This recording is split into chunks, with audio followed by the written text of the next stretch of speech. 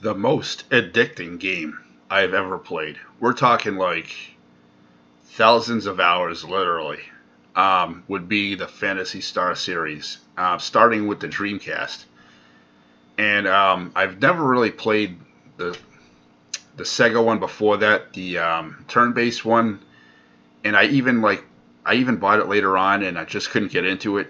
Um, Basically, I got the Dreamcast back in what 2000 or so, and at the time, the commercial was like it's thinking, and at the time, it was like the best console or one of the best consoles that you could buy.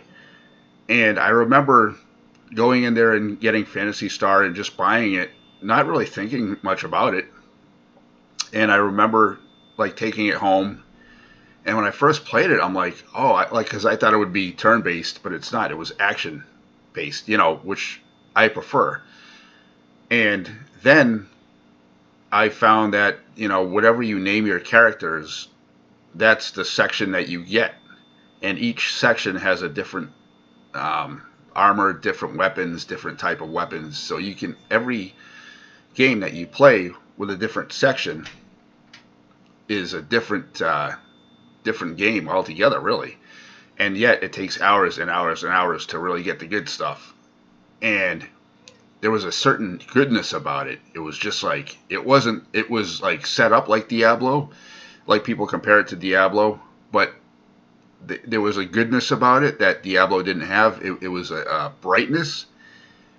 And at the time, I was in my personal life, I was getting kicked out of house after house after house, and I was really pissed off for no reason, just because somebody else decided to move in that was family that was higher than me, and oh well, you're expendable. See you later. And it kept on happening to me over and over again. I was so mad and depressed at the same time, and I was on third shift, and it was just a dark time when I was always tired. And then so the brightness of the game really made it like you focus on the game instead of people that are pissing you off, and you just play it and play it and play it and play it and play it. And I used to wake up like Sunday morning and turn the TV on, and the pastor was saying a sermon, and I was like, okay, okay, that's kind of cool. And then right after that, I'd play the game and be like, okay, just to get my mind off of friggin' what I was going through.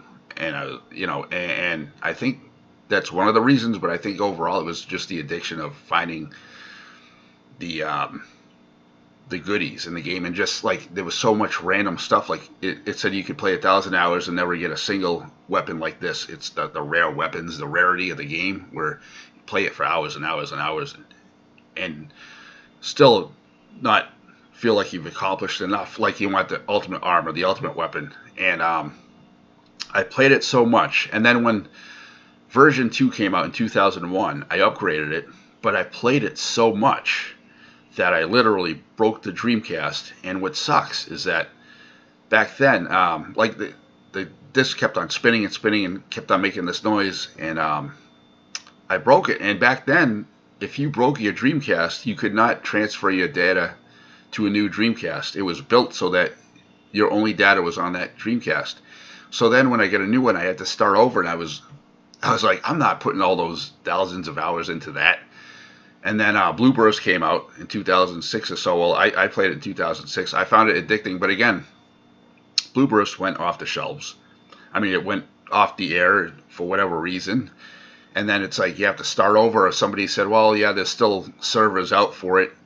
But I just didn't feel right where it wasn't an official server, so I just gave up on that. And then Phantasy Star Universe came out in 2006 or so, and I felt like it lacked something. There was no. I liked the different section IDs, and people were saying, well, I like it better without them because that means you can get the same weapon in any walk.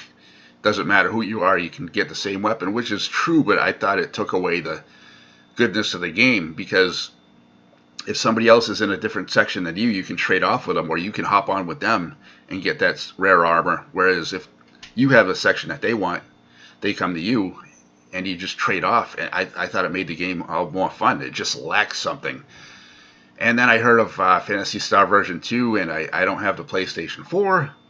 and I have the PC, but it's in Japanese, and I'm just, maybe I'll get into it if they have an English version in the future. But for the most part, there's always something that comes up that discourages me from playing it again. And then, when I get the Xbox and I went online, and did the Halo and pissed people off in real life, it was actually more fun than the role playing element. But I think that's another reason why I stopped really playing it. Was that other games came along that were more fun.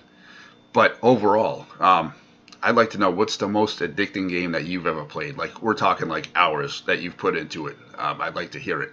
For me, it's Phantasy Star Online, the original one for the Dreamcast, especially version 2. Version 2 was badass. And I'd like to hear your feedback. All right, peace out, my YouTubers.